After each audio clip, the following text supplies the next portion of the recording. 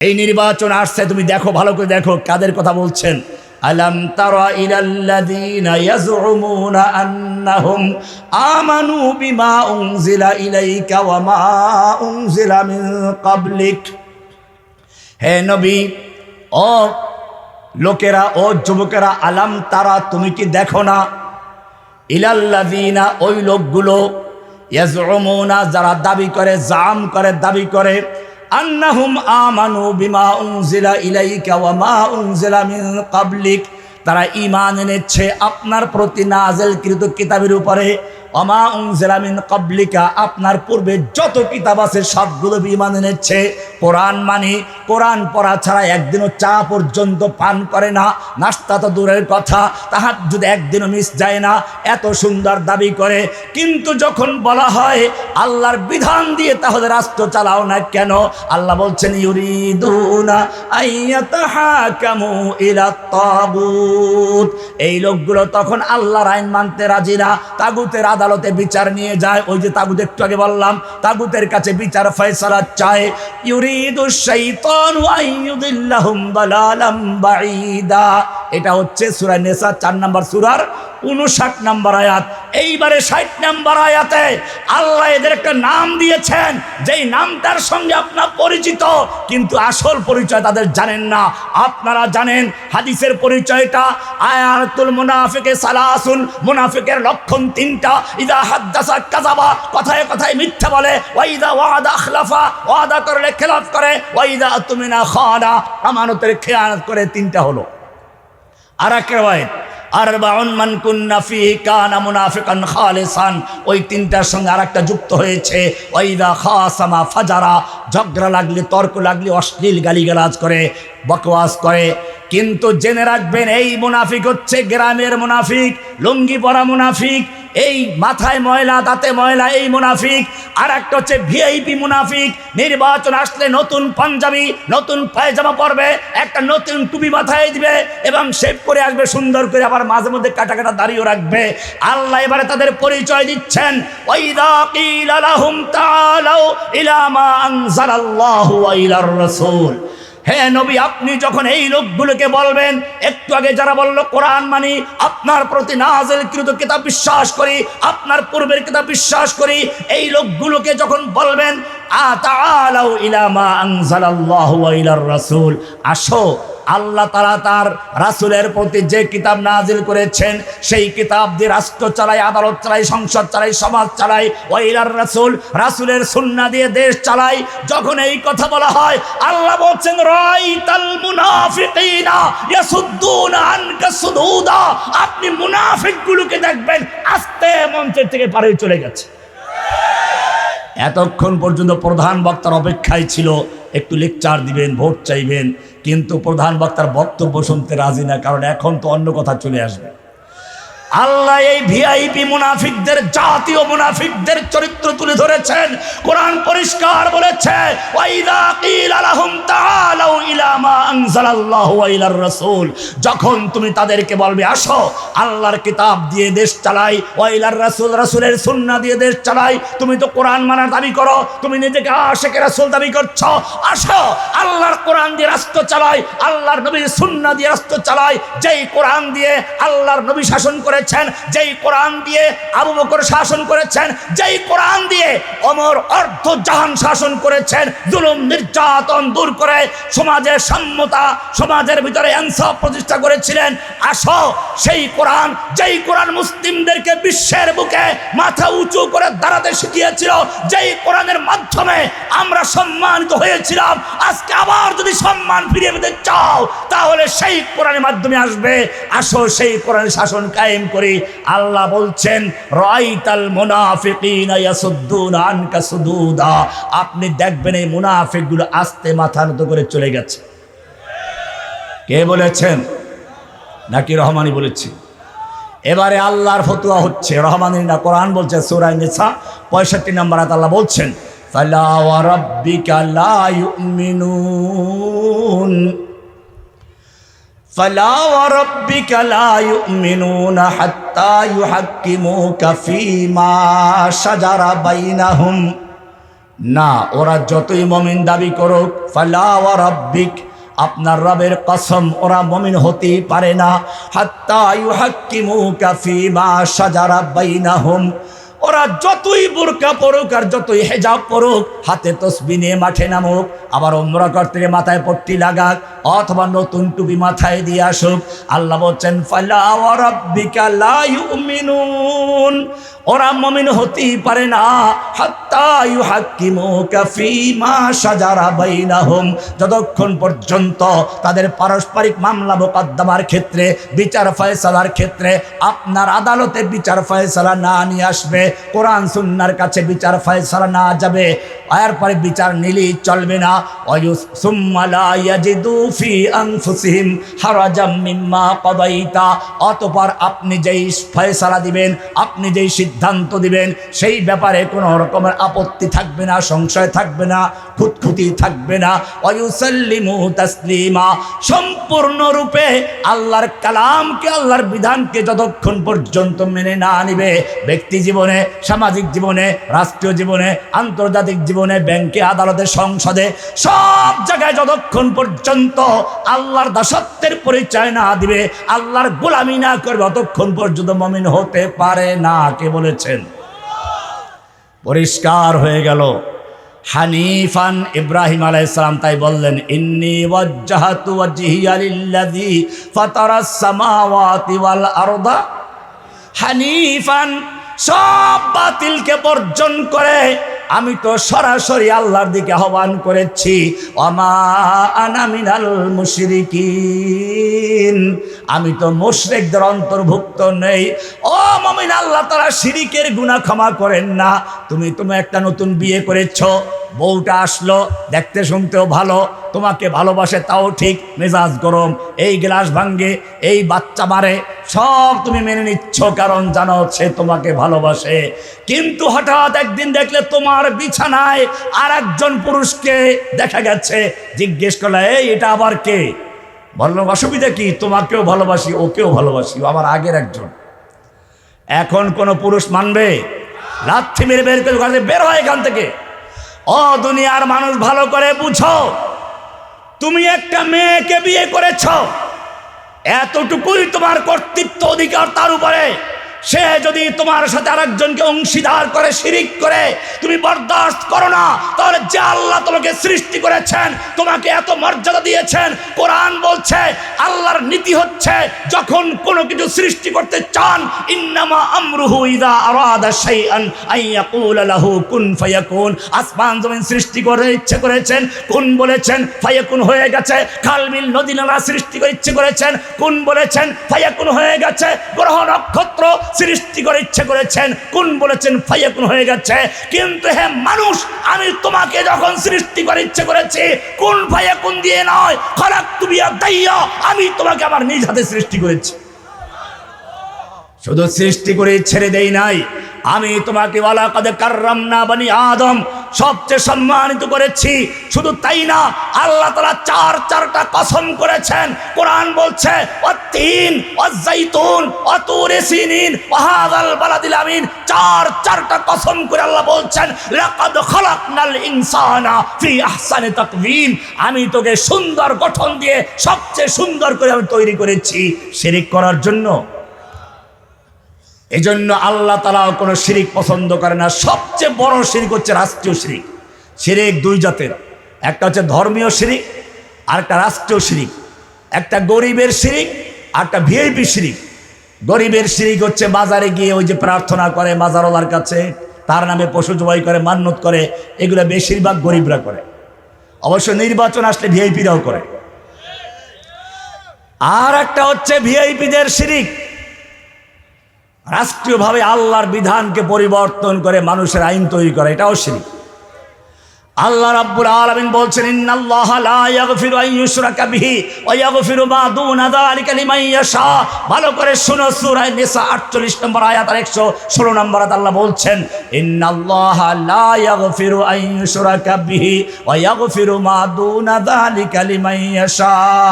তুমিও যদি আল্লাহর সঙ্গে শিরিক করো, তোমার অন্য যত গুনাহ আছে আমি সব মাফ করে দিব, কিন্তু খবরদার শিরকের গুনাহ নিয়ে যদি আসো, আমি তওবা ছাড়া যদি বর্জন করে তওবা করে আসতে না পারো, নিজ গুণে আমি তোমাকে ক্ষমা করব না। কোরআন আরো স্পষ্ট করে দিয়েছে, ইন্নাহু মাইয়ুশরিক বিল্লাহ, যেই ব্যক্তি আল্লাহর সঙ্গে শিরিক করবে, ফাকাদ হারামাল্লাহু আলাইহিল জান্নাহ, আল্লাহ তার উপরে জান্নাতকে হারাম করে দিয়েছেন। এবারে তুমি মনে মনে ভাবছো আমি জান্নাতে না গেলেও জাহান্নামে যাব না, মাঝখানে একটা জায়গা আছে আরাফ, সেখানে যাব। আল্লাহ বলছেন না না, ওয়ামা ওয়াহুন নার, ওর ঠিকানা সোজা জাহান্নামে, ওর জন্য আরাফ নাই। বলে ঠিক আছে, সমস্যা নাই, আমার ভণ্ড বাবা আছে, খাজা বাবা আছে, গাজা বাবা আছে, তোরা ইয়ে নিয়ে আসবে। আল্লাহ বলছেন না, আমালিজ জালিমিন মিন আনসার, এই শিরকের জুলুম নিয়ে যারা কবরে যাবি, তোদের কোনো পীর মুর্শিদ কেউ মুক্তি দিতে পারবে না। আল্লাহর নবী তার চাচা আবু তালেবকে সুপারিশ করতে পারবেন? পারবেন না। কোরআন পরিষ্কার বলে দিয়েছে, ইন্নাকা লা তাহদি মান আহবাবতা ওয়ালাকিন্নাল্লাহ ইয়াহদি মান ইয়াশা। হে নবী, আপনি যাকে চাবেন, ইচ্ছে করে ভালোবাসবেন, হেদায়েত দিয়ে দিবেন, এই ক্ষমতা আপনাকে দেওয়া হয় নাই। হেদায়েত দেওয়ার মালিক কে? নূহ আলাইহিস সালাম নিজের পুত্রকে দেখতে পাচ্ছেন ডুবে যাচ্ছে, ওয়াহালা বাইনাহুমাল মাউজ, তুফানটা ধরে ফেলেছে, বাবার পিতৃ মায়া চলে উঠলো। আল্লাহ, আল্লাহ তো আমার আহাল পরিবার, তুমি তো আমার আহালকে বাঁচাবে ওয়াদা করেছো। আল্লাহ খবরদার, আর একবার যদি বলো তোমাকেও খাসিরিনদের অন্তর্ভুক্ত হতে হবে, সব শেষ হয়ে যাবে। সঙ্গে সঙ্গে আউযু বিল্লাহি আন আকুনা মিনাল জাহিলিন বলে তওবা করলেন।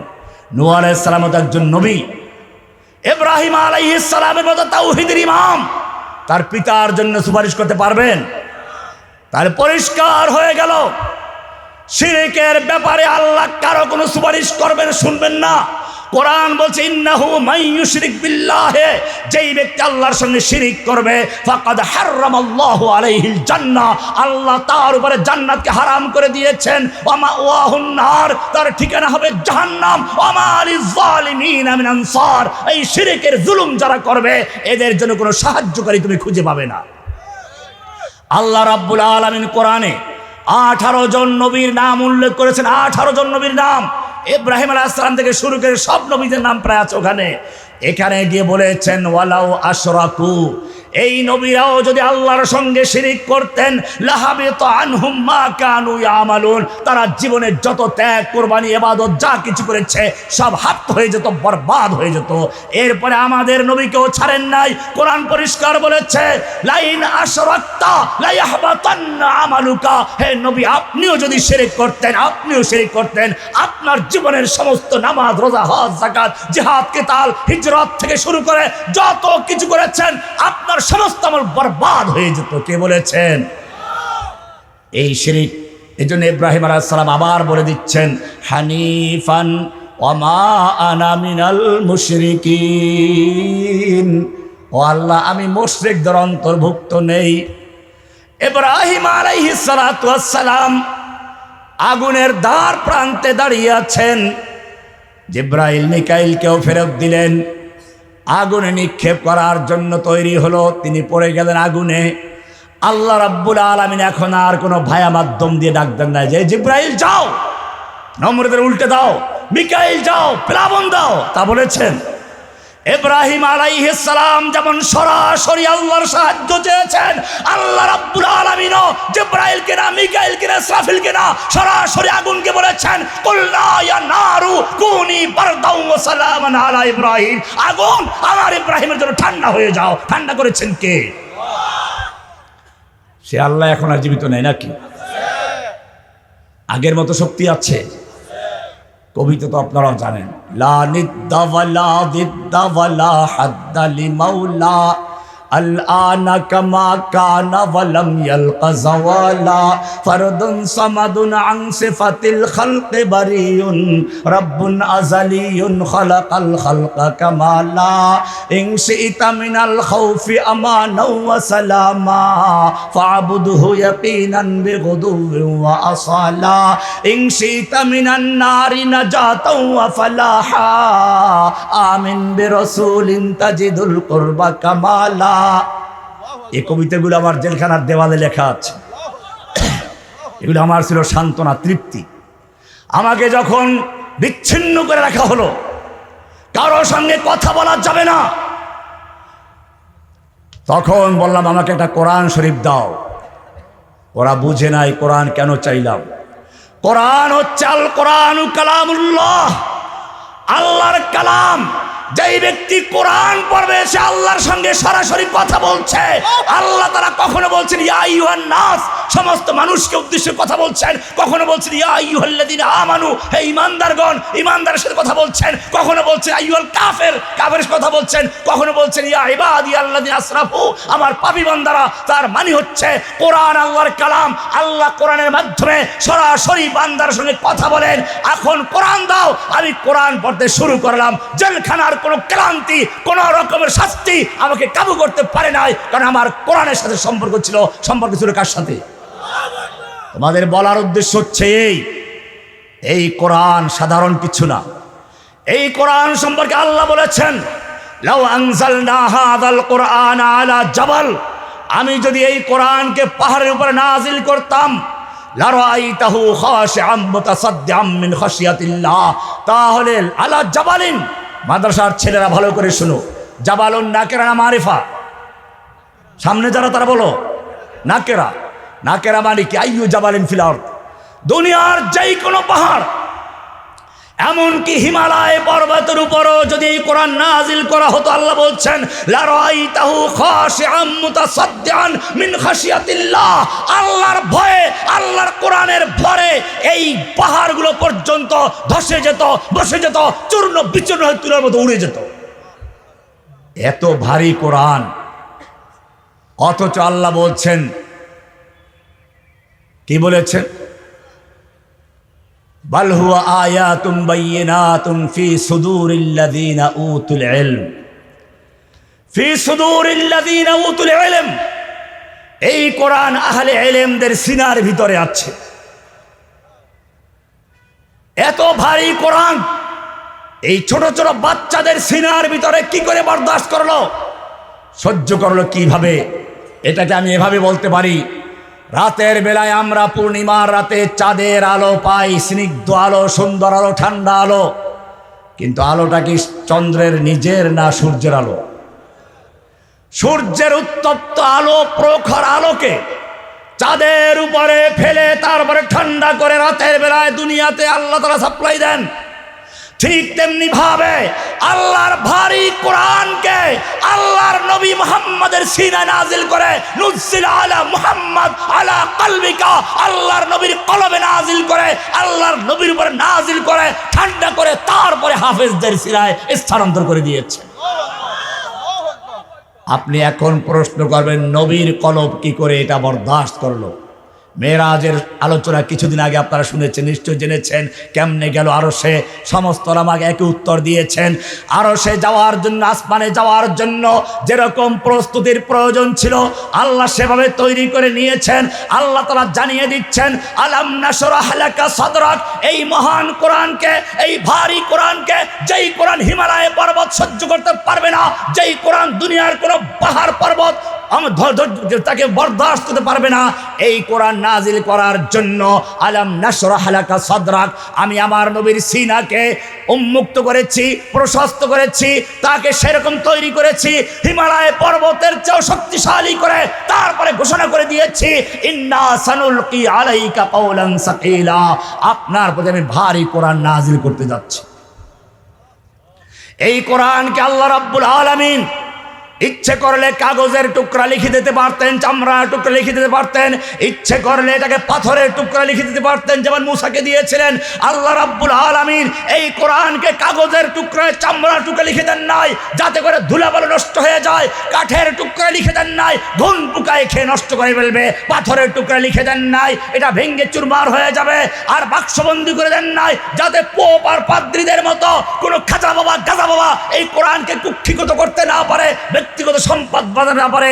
আল্লাহ রাব্বুল আলামিন সেজন্য কোরআনকে সংরক্ষণ করার জন্য বাল হুয়া আয়াতুম বাইয়িনাতুন ফি সুদুরিল্লাযিনা উতুল ইলম, উলামা আহলে ইলমদের মধ্যে আল্লাহ তাআলা তাদের সিনাকে নির্বাচন করেছেন কোরআনকে সংরক্ষণ করার জন্য। ঘুন পোকা খেতে পারবে? ধুলাবালু পড়বে নাকি? ভেঙ্গে যাবে। বাল হুয়া আয়াতুম বাইয়িনাতুম ফি সুদুরিল্লাযিনা উতুল ইলম। এজন্য তোমাদের বুঝতে হবে তোমরা কারা, তোমাদের পরিচয় কি। তোমরা প্রত্যেকে এক একজন জীবন্ত লৌহে মাহফুজ, জীবন্ত লৌহে মাহফুজ এদেরকে চিনো। এজন্য কবি বলেছেন তাওহীদ কি আমানত সিনো মে হে হামারে আশা নেহি মিটানা নাম নিশা হামারা।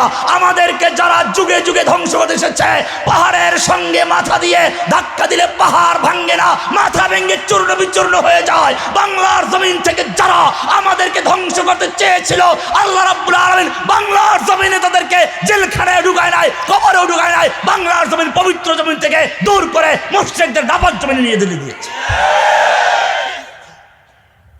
এজন্য ভয়ের কোনো কারণ নেই। ওয়ালা তাহিনু ওয়ালা তাহজানু ওয়া আনতুমুল আ'লাউনা ইন কুনতুম মুমিনিন। ও যুবকেরা, তোমাদেরকে আবার নেতৃত্ব দিতে হবে। তোমরাই তো সেই সালাহুদ্দিন আইয়ুবী, মুহাম্মদ বিন কাসেম, তারেক বিন জিয়ার উত্তরসূরিরা।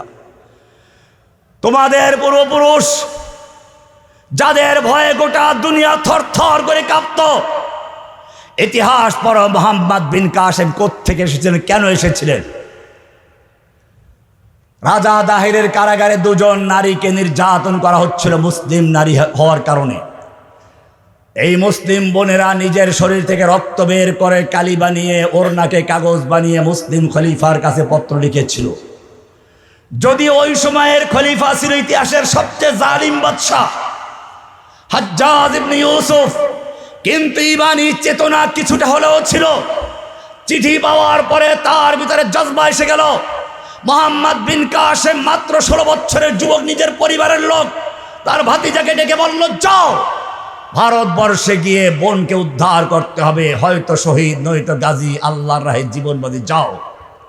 ইতিহাস সাক্ষী সুদূর হেজাজ থেকে ভারতবর্ষে এসে শুধুমাত্র রাজা দাহিরকে পরাজিত করে ওই দুই মুসলিম বোনকে উদ্ধার করে ছাড়েন নেই, গোটা ভারতবর্ষে ইসলামের বিজয়কে তরুণ দিন করে ছেড়েছিলেন।